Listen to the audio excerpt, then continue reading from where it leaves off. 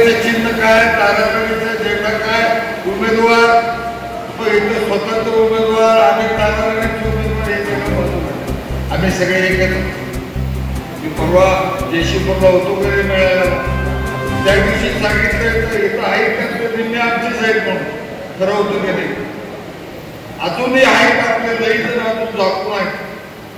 अजूनही ज्याला काय काय होते, वातावरण कसं आहे, वातावरण काय, वातावरण तयार करायची हिंमत तुमच्याच आहे सगळ्यांची.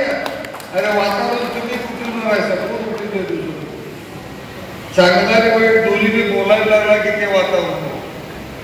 म्हणून चांगला आपला नेता चांगला, आपला उमेदवार चांगला असू ते. तरुण आहे काय चुकला असेल इकडे तिकडे सांभाळून घेऊया की आपण राहायला पडलं तरी त्याला सांगा.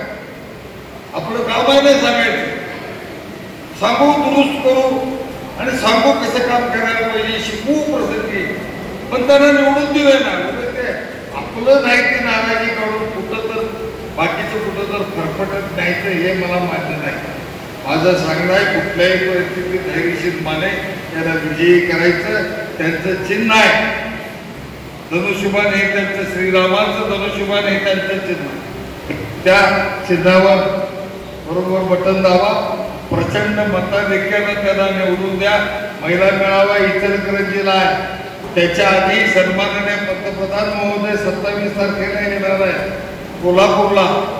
आमच्यातले कमीत कमी 15-20 हजार लोक आमचे जातील.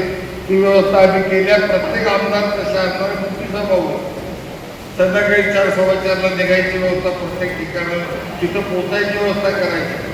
त्याप्रमाणे आपण सगळेजण ताकदीनं जाऊया. माझी विनंती आहे सगळ्या कार्यकर्त्यांनी आपापल्या पद्धतीनं सन्मानाने पंतप्रधानांचंही ऐकायला यावं, महिला मेळाव्याला यावं उत्स्फूर्तपणानं. आता महिला पुरुष युवक हा भेदभाव काय नाही.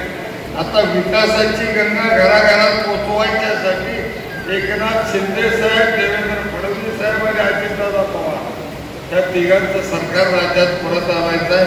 मोदींचं सरकार तिसऱ्यांदा परत दिल्लीत आणायचं आहे. त्यासाठी आपल्याला रात्रीचा दिवस करायचा आहे, ते करूया एवढी अपेक्षा करतोय. परत एकदा सगळ्यांना धन्यवाद.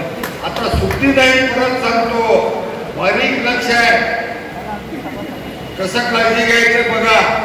परत एकदा सांगतो की आता सुट्टी नाही, आपल्याला रिझल्ट द्यायचा आहे. रिझल्ट देऊन मताधिक्य घेऊन आपण असे पालन करून सांगायचं आहे आम्ही एवढं लीड दिलंय, या पद्धतीनं काम करावं.